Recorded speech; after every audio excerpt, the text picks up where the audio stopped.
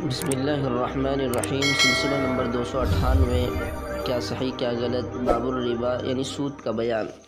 مسئلہ نمبر 892، غلط مسئلہ، سود کی رقم وکیل کے فیس اور مقدمہ بازی میں صرف کرنا جائز ہے، صحیح مسئلہ جائز نہیں۔ مسئلہ نمبر 893، غلط مسئلہ، سود کی رقم سے مسجد کا بیت الخلاء تعمیر کرنا بالاتفاق درست ہے، صحیح مسئلہ اس میں اختلاف ہے۔ اکثر علماء کی رائے یہ ہے کہ مسجد اور اس کے متعلقات میں سود کی رقم استعمال نہ کی جائے۔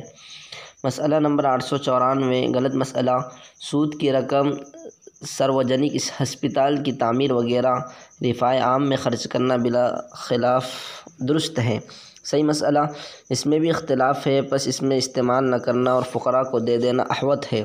ملحوظہ، بینک کے سود میں تملیک ضروری ہے یا نہیں، یہ مختلف فی ہے۔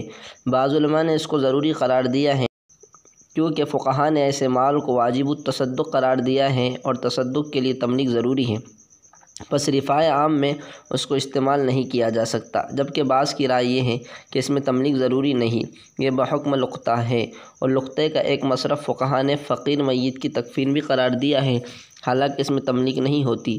دارالعلوم دیوبند کا فتویٰ رفاع عام میں عدم جواز کا ہے، امداد المفتیین وغیرہ میں بھی یہی حکم ہے، جبکہ اسلامک فقہ اکیڈمی کا فیصلہ جواز کا ہے۔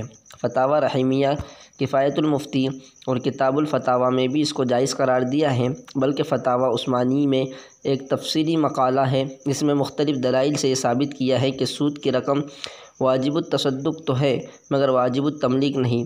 اس میں حضرت اقدس تھانوی رحمہ اللہ کی رائے بھی یہی بیان کی گئی ہے، پس رفاع عام میں بینک کا سود استعمال کی گنجائش ہوگی، تاہم اختلاف کی بنا پر حتی الامکان اس سے بچنا اور فقراء کو صدقہ کر دینا یا اولا اور احتیاط کی بات ہوگی فقط۔ والسلام۔